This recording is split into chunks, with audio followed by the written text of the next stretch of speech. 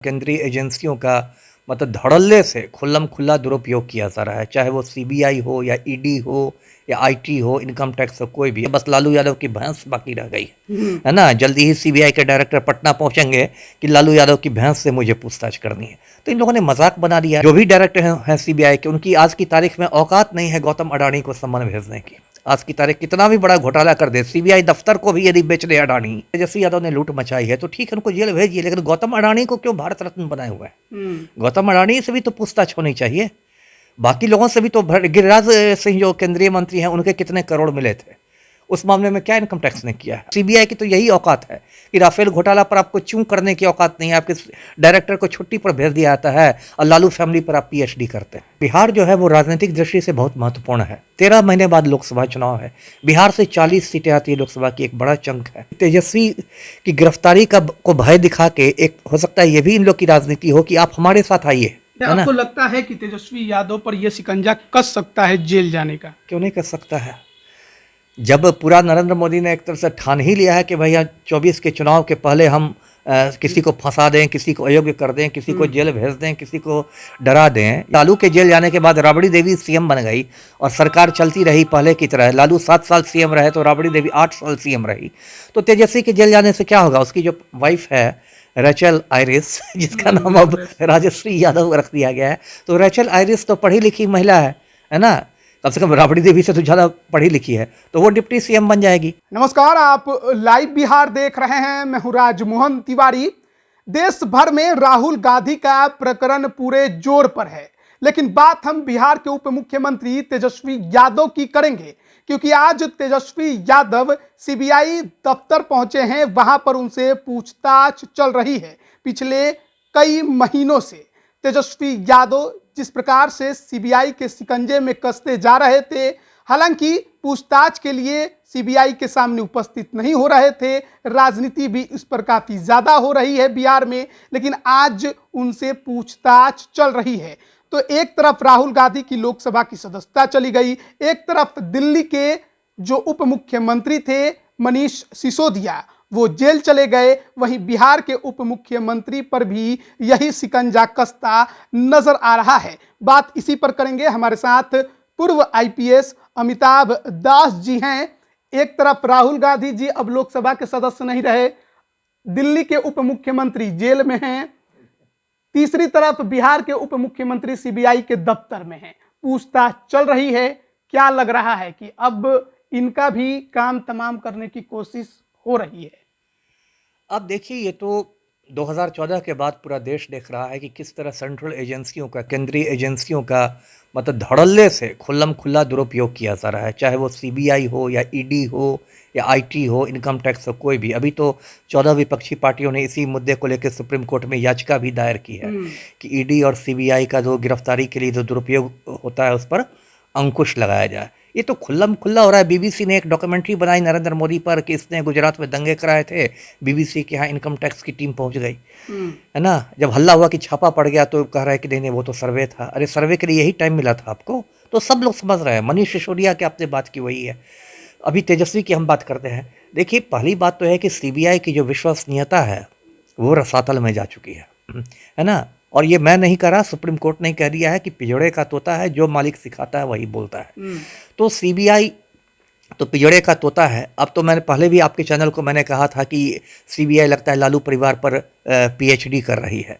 एक ही मामले में लैंड फॉर जॉब्स वाला में एक बार लालू से पूछताछ होती है, फिर राबड़ी से पूछताछ होती है, फिर तेजस्वी यादव से पूछताछ होती है, फिर मीसा भारती से पूछताछ होती है। मैंने मजाक में एक बार कहा कि बस लालू यादव की भैंस बाकी रह गई है ना। जल्दी ही सीबीआई के डायरेक्टर पटना पहुंचेंगे कि लालू यादव की भैंस से मुझे पूछताछ करनी है। तो इन लोगों ने मजाक बना दिया। अरे मैं भी इतना दिन आईपीएस रहा, ऐसे थोड़े कोई इन्वेस्टिगेशन होता है राजनीतिक बना के। ये तो विशुद्ध पॉलिटिकल इन्वेस्टिगेशन है।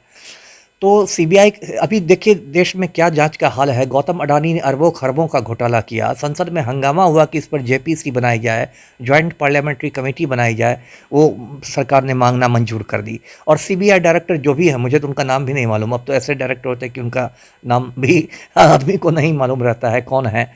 तो जो भी डायरेक्टर हैं सीबीआई के, उनकी आज की तारीख में औकात नहीं है गौतम अडानी को सम्मान भेजने की। आज की तारीख कितना भी बड़ा घोटाला कर दे, सीबीआई दफ्तर को भी यदि बेच दे अडानी, है ना, पता चले कि सीबीआई दफ्तर को भी बेच दिया अडानी ने जाके, तब भी सीबीआई डायरेक्टर की औकात नहीं होगी अडानी से अच्छा, पूछताछ इसमें ना करने की। एक और बात समझने की जरूरत है, दर्शक भी शायद इसको समझेंगे कि तेजस्वी यादव पिछले दिन जब वो दिल्ली हाई कोर्ट गए थे तो उन्होंने एक और बात कही थी कि नियमों का उल्लंघन हुआ है, क्योंकि तेजस्वी यादव दिल्ली में नहीं रहते हैं, पटना में रहते हैं, लेकिन समन बार बार दिल्ली में जारी होता है। क्या ऐसा भी कोई कानून है क्या कि जहां आप रहते हैं वहीं समन जारी हो, वहीं पूछताछ हो, आपको दूसरे जगह दूसरे राज्य में ना जाना पड़े? नहीं, सीबीआई देखिए केंद्रीय एजेंसी है, और ये जो मामला है मतलब गवर्नमेंट जॉब्स का, कि आपने लैंड फॉर जॉब्स का, तो ये मामला तो ऐसा नहीं है कि मुझे जो जानकारी, मुझे नहीं लगता है कि इसमें कुछ अवैध चीज़ है कि वो दिल्ली में क्यों नहीं बुला सकते हैं नहीं आपको। बुला सकते। हाँ, बुला सकते, केंद्रीय एजेंसी है ना, कोई बस पटना की संस्था तो नहीं है। हाँ, ये बात जरूर है कि यदि तेजस्वी यादव पटना में रहते हैं, यदि क्या वो रहते ही उप मुख्यमंत्री हैं बिहार के, और सीबीआई का दफ्तर भी है पटना में, ऐसी बात नहीं तो कायदे से सीबीआई को उनको पटना में ही बुलाना चाहिए, है ना। ये तो लगता है जैसे किसी को आप तंग करने के लिए उसको बार बार दिल्ली बुला देते हो, फिर एक बार कलकत्ता बुलाते हो, मद्रास इसके बुलाते पीछे ये भी तो मंशा हो सकती है कि पटना में उनका गढ़ है, कार्यकर्ता है, जमीन है, भीड़ जुट सकती है, बवाल हो सकता है, इसलिए दिल्ली ही बेहतर हो पूछताछ के ठीक लिए। है, यदि ऐसा हो तो है, लेकिन ऐसी बात नहीं कि वहाँ तो आप पटना में तो तेजस्वी के घर पर सीबीआई रेड करती है, राबड़ी के घर पर तो क्या बवाल हो गया आज तक? सारे तो सीबीआई के लोग सुरक्षित ही ना लौटे कि क्या बवाल हो गया। ठीक है, बहुत उनके समर्थक आएंगे, लेकिन ऐसा तो नहीं है कि वो लोग सीबीआई के साथ मारपीट करने लगते हैं। तो खैर, ये तो एक तकनीकी बात है, इस तकनीकी बात में नहीं जाना है, कहीं पूछताछ हो, कोई पूछताछ हो। नहीं, जो नौकरी के बदले जमीन का मामला है, अभी कुछ दिन पहले तक जिस प्रकार से उनकी बहनों के घरों पर भी छापेमारी हुई, कई जगहों पर जांच की गई, कई ठिकानों की जांच की गई, फिर खुलकर सामने आया कि बंगला कहाँ से आया, 5 लाख का बंगला है, मतलब ले लिया 5 लाख में 150 करोड़ का बंगला। तेजस्वी यादव पर गंभीर आरोप लग रहे हैं। नहीं, मैं देखिए, मैं कोई राजद का प्रवक्ता नहीं हूँ, ना ही तेजस्वी यादव मुझे कोई राजद का टिकट देने वाले हैं कि मैं तेजस्वी यादव को ये कहूँ कि नहीं नहीं वो तो सत्य हरिश्चंद्र है, उनको फंसा है। मेरा वो नहीं कहना है, मेरा ये कहना है कि कोई भी जांच होनी चाहिए तो निष्पक्ष होनी चाहिए, है ना। मान ठीक है, मान तेजस्वी यादव ने लूट मचाई है तो ठीक है, उनको जेल भेजिए, लेकिन गौतम अडानी को क्यों भारत रत्न बनाए हुआ है? गौतम अडानी से भी तो पूछताछ होनी चाहिए, बाकी लोगों से भी तो। गिरिराज सिंह जो केंद्रीय मंत्री हैं, उनके कितने करोड़ मिले थे, उस मामले में क्या इनकम टैक्स ने किया है? आपको मालूम है? किसी को मालूम है? हम लोग जानना चाहेंगे। वो राम भक्त हैं, केंद्र में मंत्री है, तो क्या उन पर एक्शन नहीं होगा? वो क्या कानून से ऊपर चले गए? राफेल घोटाले में सीबीआई ने क्या किया? राफेल घोटाले में तो सीबीआई की यह हालत हो गई कि दिल्ली पुलिस ने जाके सीबीआई के मुख्यालय को घेर लिया, और सीबीआई के जो डायरेक्टर थे मिस्टर आलोक वर्मा, उनको जबरदस्ती छुट्टी पर भेज दिया गया। तो सीबीआई की तो यही औकात है कि राफेल घोटाला पर आपको चूं करने की औकात नहीं है, आपके डायरेक्टर को छुट्टी पर भेज दिया जाता है, और लालू फैमिली पर आप पीएचडी करते हैं। तो ये बात गलत है। तेजस्वी यादव ये भी कहते हैं कि जब ये मामला जब का है तब तो वो बच्चे थे, और आखिरकार वो किस प्रकार से जमीन ले सकते हैं और नौकरी दे सकते हैं? नहीं, ये बात सही है, ये बात सही है। तेजस्वी की तो उम्र अभी मतलब 30 के आसपास होंगे, और ये बहुत पहले, लालू आज थोड़े ही रेल मंत्री थे, बहुत पहले रेल मंत्री थे, है ना, मतलब 20 साल पहले थे। हाँ हाँ, 4 साल, तो इतना साल पहले तो सच में तेजस्वी छोटे थे। तो ये सब बात तो है ही। और इस पूरी तरह देखिए, अब मैं आपको इसका राजनीतिक पहलू बताता हूँ। जिस देखिए, पिछले साल अगस्त में बिहार में महागठबंधन की सरकार बनी, भाजपा बेदखल हो गई, और बिहार जो है वो राजनीतिक दृष्टि से बहुत महत्वपूर्ण है। 13 महीने बाद लोकसभा चुनाव है, बिहार से 40 सीटें आती है लोकसभा की, एक बड़ा चंक है। उसके बाद आप देखिएगा कि भाजपा में एक मतलब बौखलाहट सी है कि किस तरह से बिहार को फिर कब्जे में किया जाए। जो तड़ीपार गृह मंत्री हैं अमित शाह 2-3 बार बिहार का दौरा कर चुके हैं, कभी सीमांचल में दिखाई देते हैं, पूर्णिया में दिखाई देते हैं, कभी उधर चंपारण में दिखाई देते हैं, अभी 2-4 रोज में नवादा में आने वाले हैं। तो तड़ीपार भी एकदम उनको भी अचानक उनका बिहार प्रेम जग गया है। तो ये लोग चाह रहे हैं, और एक तरह से तेजस्वी की गिरफ्तारी को भय दिखा के, एक हो सकता है ये भी इन लोग की राजनीति हो कि आप हमारे साथ आइए, नीतीश कुमार को, दोनों को। अच्छा। नीतीश कुमार को भी सिग्नल दिया जा रहा है ना, कि आप इसका साथ छोड़ के हमारे पास आइए, और तेजस्वी पर भी एक तरह का दबाव दिया जा रहा है कि आप जेल चले जाइएगा अगर आप हमारे साथ नहीं आइएगा। दोनों की राजनीति, राजद की राजनीति कहाँ अलग, बीजेपी की राजनीति कहाँ अलग, दोनों एक साथ कैसे आ सकते हैं? ये हो सकता है कि नीतीश कुमार पे दबाव दिया जा रहा हो, या फिर तेजस्वी पे ये दबाव दिया जा रहा हो कि आप नीतीश कुमार का साथ छोड़ दीजिए। देखिए, राजनीति में सब कुछ संभव है। कुछ साल पहले आपको याद होगा, महाराष्ट्र में कांग्रेस और शिवसेना ने मिलकर सरकार बना ली थी, जबकि पहले कोई इसकी कल्पना नहीं करता था। लेकिन उद्धव ठाकरे जब सीएम थे तो उसमें कांग्रेस के लोग भी शामिल थे, शिवसेना तो भाजपा की एलाई होती थी। तो राजनीति में कुछ संभव है, ऐसी प्रतिबद्धता नहीं है लोगों की कि नहीं हम कैसे जाएंगे उनके साथ, ये कुछ भी संभव है। ये बेसिकली ये सुविधाओं का खेल होता है।